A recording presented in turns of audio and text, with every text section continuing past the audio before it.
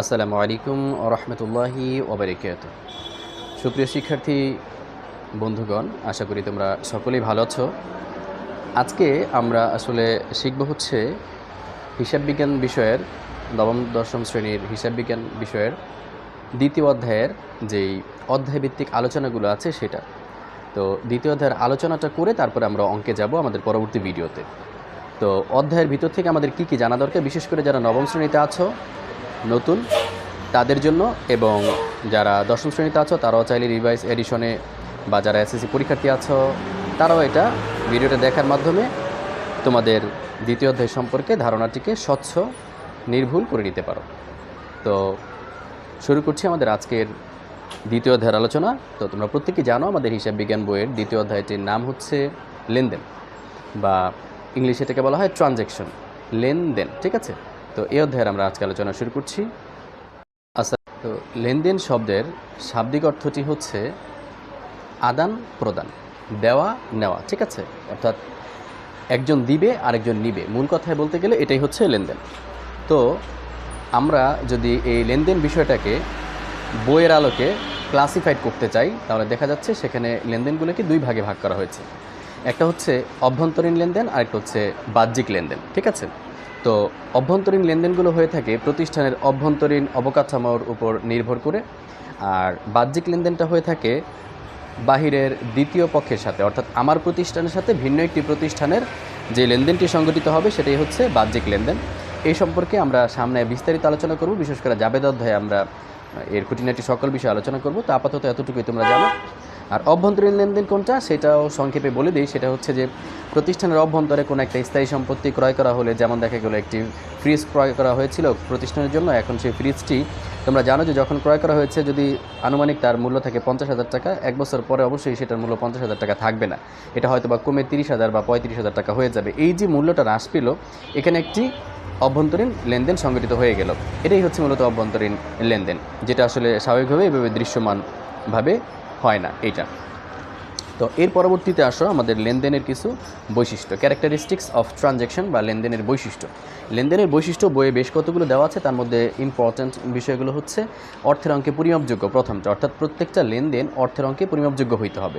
দ্বিতীয়ত হচ্ছে আর্থিক অবস্থার পরিবর্তন, লেনদেনের ফলে অবশ্যই এক বা একাধিক পক্ষের আর্থিক অবস্থার পরিবর্তন সাধিত হবে, এটা হচ্ছে অন্যতম একটা বৈশিষ্ট্য। তারপর হচ্ছে দ্বৈত সত্তা, অর্থাৎ প্রত্যেকটা লেনদেনে দুইটা পক্ষ থাকবে, তবে পক্ষগুলো হতে পারে দৃশ্যমান অথবা অদৃশ্যমান, এটা কোনো বিষয় নয়। তারপরে রয়েছে স্বয়ংসম্পূর্ণতা এবং স্বতন্ত্র, প্রত্যেকটি লেনদেন আরেকটা লেনদেন থেকে ভিন্ন এবং নিজেই স্বয়ংসম্পূর্ণ।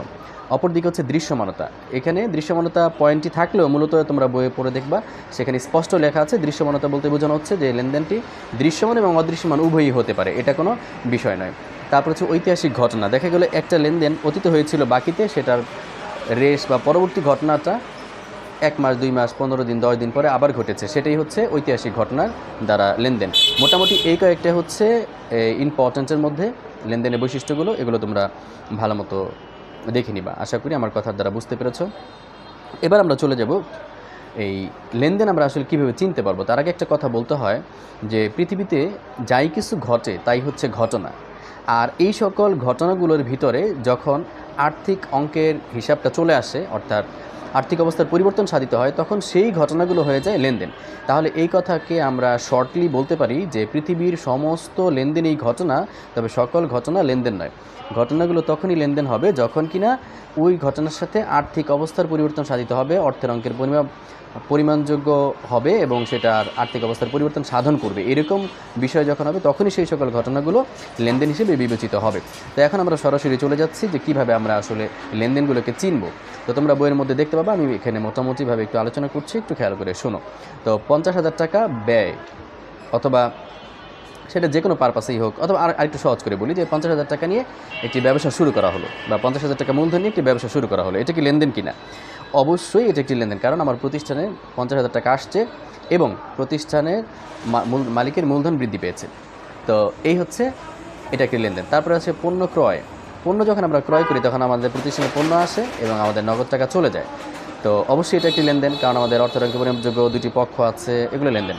তারপরে আছে ধরো আরেকটা প্রশ্ন যদি বলি যে 70,000 টাকা বেতনে একজন ম্যানেজার নিয়োগ প্রদান করা হলো প্রতিষ্ঠানের হিসাব সংরক্ষণের জন্য, তাহলে এটা কি লেনদেন কিনা?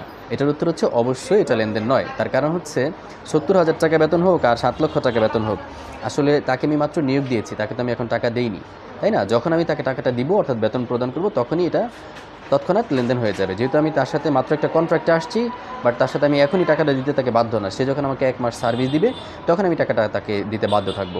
সো তখনই এটা লেনদেন সাধিত হবে। তাহলে এটা লেনদেন নয়। তারপর হচ্ছে মালিকের বাসা থেকে ৫০০ টাকা চুরি হয়েছে, হ্যাঁ, এরকম একটা যদি প্রশ্ন থাকে, তাহলে এটা লেনদেন কিনা? এটাও অবশ্যই লেনদেন নয়। তার কারণ হচ্ছে এখানে তোমরা জেনে রাখবে যে আমরা সবসময় হিসাব বিজ্ঞানের ছাত্রছাত্রীরা কী করি, যে হিসাব যেটা রাখবো সেটা হচ্ছে অবশ্যই আমাদের প্রতিষ্ঠানের হিসাবটাকে আমরা রাখবো। আমরা কখনোই কিন্তু মালিকের হিসাব করি না। তো যেহেতু আমরা মালিকের হিসাব করি না, সেক্ষেত্রে মালিকের বাসায় কী হয়েছে না হয়েছে সেটা আমাদের প্রতিষ্ঠানের জন্য ম্যাটার করে না। এটা মালিকের ব্যক্তিগত জীবনে লেনদেন হয়েছে, কিন্তু আমাদের প্রাতিষ্ঠানিক জায়গা থেকে এটা আসলে লেনদেন নয়। হ্যাঁ, তারপর হচ্ছে ধারে বিক্রয়, ধারে ক্রয়, হ্যাঁ, বাকিতে কোনো একটা জিনিস যখন ক্রয় করা হবে তখন এটা লেনদেন হবে কিনা? এটা অবশ্যই লেনদেন হবে। বাকিতে যখন আমরা কোনো কিছু ক্রয় বিক্রয় করব তখন সেটা লেনদেন বলে পরিগণিত হবে। কারণ এখন যদি বাকিতে ক্রয়ের ফলে বা বিক্রয়ের ফলে আমার কিন্তু একটা পণ্য আসছে অথবা পণ্যটা চলে গেছে, এই পণ্যের কিন্তু একটা ভ্যালু আছে। সো এই ভ্যালুটার কারণেই এটা অবশ্যই লেনদেন। টাকাটা আমি বর্তমানে পাইনি, ভবিষ্যতে পাবো, আমার পাওনাদার বা দেনাদারের সৃষ্টি হয়েছে, সেক্ষেত্রে আমার হয়তো আমি কারোর কাছে দায়বদ্ধ হয়েছি অথবা কেউ আমার কাছে দায়বদ্ধ হয়েছে। যেমন ক্রয়ের ফলে হচ্ছে কি, আমি যদি বাকিতে ক্রয় করে থাকি তাহলে আমি কারোর কাছে দায়বদ্ধ হয়ে গেলাম, হ্যাঁ, আর যদি আমি বাকিতে বিক্রি করে থাকি তাহলে কেউ আমার কাছে দায়বদ্ধ হয়ে গেল। এটাই হচ্ছে কি লেনদেন। এবার আসো, হিসাব বিজ্ঞানটা মূলত যেই ইকুয়েশন বা সমীকরণের উপর নির্ভরশীল, সেই সমীকরণ সম্পর্কে এই অধ্যায়ে আলোচনা আছে। তো হিসাব সমীকরণের দুইটা রূপ আছে এখানে। দুইটা রূপের ভিতরে প্রথমটা হচ্ছে শর্ট ফর্ম, পরেরটা হচ্ছে বিস্তারিত। তো প্রথম শর্ট ফর্মটা হচ্ছে A সমান L প্লাস ই, অর্থাৎ এতে হচ্ছে অ্যাসেটস, এলতে হচ্ছে লায়াবিলিটিস এবং ইতে হচ্ছে ইকুইটি। তো অ্যাসেটস মানে সকলেই জানো সম্পত্তি বা সম্পদ, এলতে হচ্ছে লায়াবিলিটিস মানে দায় এবং ইকুইটি হচ্ছে মালিকানা সত্ত্ব। তো এটার পূর্ণরূপটা কি?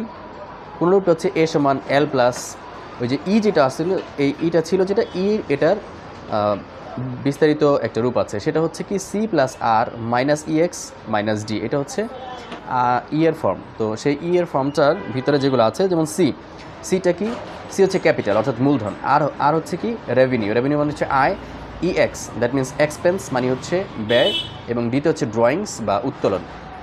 তাহলে আমরা এখান থেকে আরেকটা জিনিস জানতে পারলাম যে দেখো, সম্পদের হিসাবটা আলাদা, লায়াবিলিটিসগুলো আলাদা, কিন্তু যখন ই বা ইকুইটি বা মালিকানা সত্ত্ব আসবে এখানে কিন্তু চারটা বিষয়ের একটা হিসাবের পূর্ণতার রূপ আসতেছে। যেমন হচ্ছে মূলধনের সাথে যখন কোনো আয় হবে সেটা যোগ হবে, যখন কোনো ব্যয় হবে তখন সেটা বিয়োগ হবে, এবং যখন মালিক উত্তোলন করবে ড্রয়িংস যেটাকে বলা হয় উইথড্র বা ড্রয়িংস, সেটা হইলে তখন সেটা বিয়োগ হবে। বিয়োগ হওয়ার পরে যেটা থাকবে সেটা হচ্ছে মালিকানা সত্ত্ব।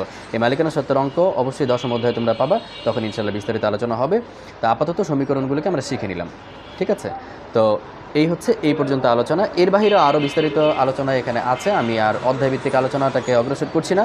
এখন আমরা পরবর্তী ভিডিওতে ইনশাআল্লাহ এই অধ্যায়ের যেই সৃজনশীল অঙ্কগুলো রয়েছে সেগুলো নিয়ে আলোচনা করব। তবে হ্যাঁ, এখানে আরেকটি বিষয় আছে যে চালান, cash memo, debit voucher, credit voucher, debit note, credit note, এরকম 6টা ছক আছে তোমাদের বই, এগুলো তোমরা একটু নিজেরা রিডিং করে দেখে নিবা।